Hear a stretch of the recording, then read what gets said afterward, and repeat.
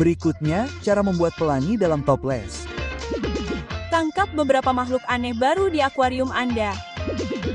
Ubah botol minuman menjadi mesin ombak. Rahasia untuk melakukan trik koin terbaik. Dan membangun jembatan yang cemerlang di halaman belakang rumah Anda sendiri. Oh iya, saya selalu membayangkan diri saya sebagai pembangun jembatan. Nah, kencangkan sabuk pengaman Anda, Donna, karena Anda akan menikmati perjalanan seumur hidup Anda.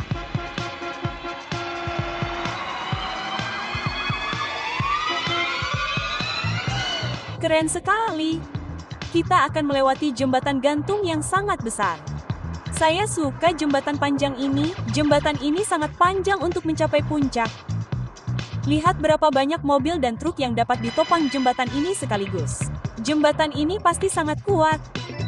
Bahkan cukup kuat untuk membawa mobil kami bersama ayah di dalamnya setelah dia makan siang yang besar. Saat saya pulang, saya akan membangun jembatan saya sendiri dan melihat apakah saya dapat membuat yang sama kuatnya. Jadi, saya punya 2 kursi kayu yang kuat. Tidak, kursi-kursi itu bukan untuk diduduki, dasar tukang bangunan yang malas. Kursi-kursi itu adalah 2 sisi jembatan. Saya akan membalikkannya agar saling berhadapan seperti ini. Sekarang, saya butuh kardus ini untuk membuat jalan raya dan buku-buku ini untuk dijadikan mobil di jembatan. Saya akan meletakkan jalan raya di antara 2 kursi. Bagi saya, ini terlihat seperti jembatan. Sekarang, mari kita lihat seberapa berat beban yang dapat ditampungnya. Sepertinya cukup dengan 1 buku di atasnya. Bagaimana bisa menampung 2 buku? Oh tidak, ini tidak cukup kuat. Ini tidak lucu, teman-teman. Pembangunan jembatan ini serius. Ada banyak jenis jembatan. Jembatan ini adalah jembatan balok sederhana. Kekuatannya sepenuhnya bergantung pada kekuatan baloknya.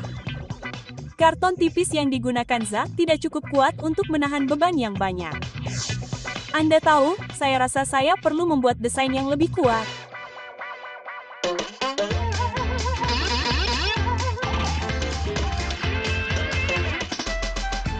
Saya suka berada di pantai, saya bisa melihat ombak selama berjam-jam. Ombaknya sangat indah saat naik dan melengkung dengan sendirinya. Saya akan menangkap sebagian ombak ini di sini. Di sana, lautan saya sendiri dalam botol. Sekarang saatnya membuat beberapa ombak. Jika saya menambahkan pewarna makanan biru, ombak saya akan lebih mudah dilihat. Sekarang, sedikit goyang dari sisi ke sisi. Di sana, Anda dapat melihat bahwa saya sedang membuat ombak, tetapi tidak terlihat seperti ombak di lautan. Tidak terlalu curam. Saya rasa saya tahu cara membuat ombak yang lebih curam. Ini bahan rahasia saya. Minyak. Saya akan menuangkan minyak di atas air. Sekarang, mari kita coba lagi. Itu lebih mirip. Sekarang, saya membuat ombak yang bentuknya persis seperti ombak di lautan. Saat ombak mencapai pantai dan laut menjadi lebih dangkal, energi dalam ombak mendorongnya lebih tinggi hingga terguling ke atas dirinya sendiri. Ombak Grace dalam botol bekerja dengan cara yang berbeda. Karena minyak tidak encer seperti air, gelombang energi dalam botolnya menghadapi lebih banyak hambatan saat melewati permukaan yang berminyak. Hal ini menyebabkan ombak menjadi lebih curam daripada di air biasa.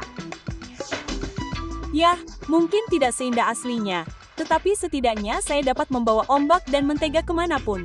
Ayo Grace, itulah yang saya sebut mengenakan topi berpikir. Dan saya pikir para pembangun jembatan pemula kita akan melakukan hal yang sama.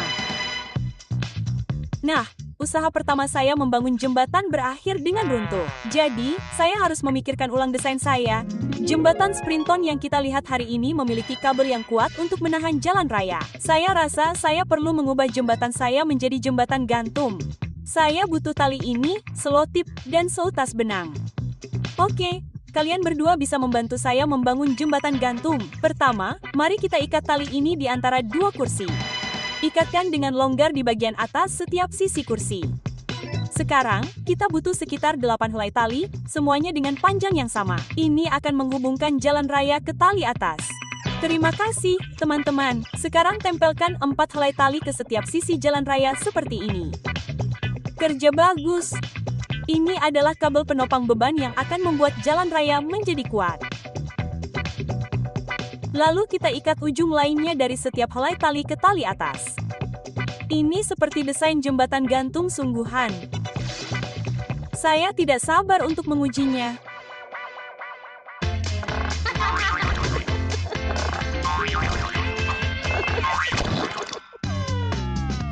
David dan saya adalah sahabat karib. Adegan favorit kami adalah saat saling menantang. Hei, tutup ini memberiku ide. Di mana koin-koin itu? Bagus, sekarang untuk tantangan hands-free-ku. Aku akan lihat apakah David bisa meniup koin dari anak tangga ke tutupnya. Ayo, tiup lebih keras, beri lebih banyak udara. Menyerahlah.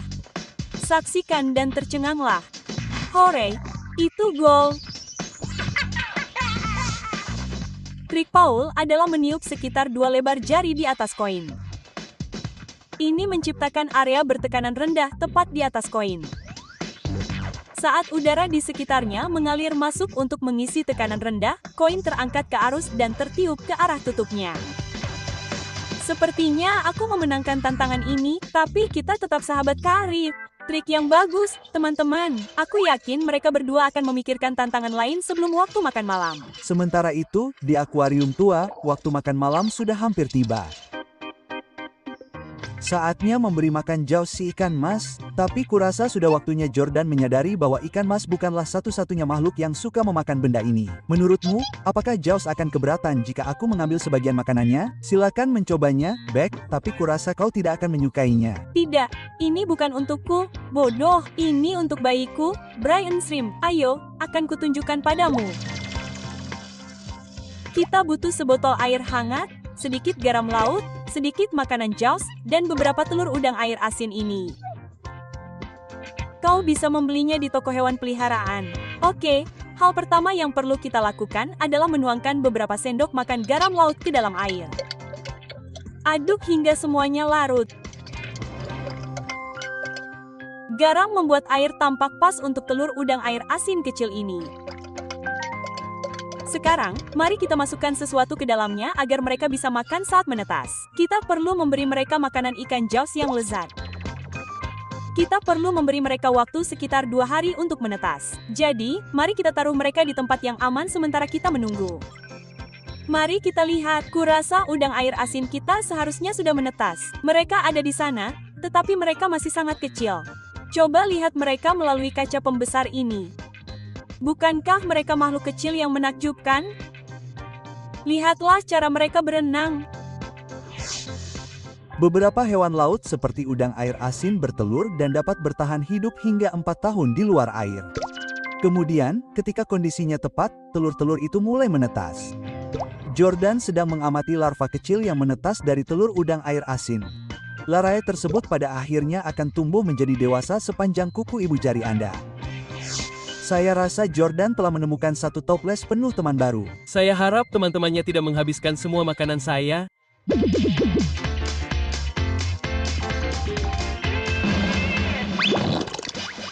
Daniel yang konyol menjadi sangat bosan saat saya sedang membuat pola. Saya suka mencampur dan mencocokkan cairan dan warna. Menurutnya itu menyedihkan, tetapi tidak bagi saya. Lihat, sangat keren bahwa air dan minyak tidak dapat bercampur, tidak peduli seberapa keras Anda mencoba. Dan hal-hal lain seperti air dan pewarna makanan adalah pasangan yang sempurna. Itu cantik. Saya akan mengocoknya. Ya, tercampur dengan sempurna. Masih belum cukup untuk membuat Daniel tertarik. Saya penasaran apakah dia akan lebih terkesan jika saya mencampur minyak dan air yang tidak dapat bercampur dan menambahkan pewarna makanan. Siapa yang tahu apa yang akan terjadi pada minyak? Hanya satu hal yang harus dilakukan. Oke, masukkan sedikit warna merah. Warnanya kuat dan bagus untuk menonjolkan kekuatan minyak ini. Sepertinya pewarna makanan merah tidak sebanding dengan kekuatan minyak. Oh tidak, tunggu sebentar. Ada beberapa gerakan. Ya. Warna merah keluar dari minyak. Sekarang saya akan benar-benar kreatif. Masukkan sedikit warna kuning dan hijau. Mereka bercampur. Wow, ini seperti pelangi yang tak terkendali. Bagaimana dengan warna biru? Lihat itu. Itu bahkan menarik perhatian Daniel. Itu sensasional. Pelangi tak terkendali Ashley berhasil karena pewarna makanan lebih padat daripada minyak. Meskipun tidak akan bercampur dengan minyak, pada akhirnya akan tenggelam ke dasar lapisan minyak. Begitu lolos ke dalam air, warnanya akan bersinar cemerlang.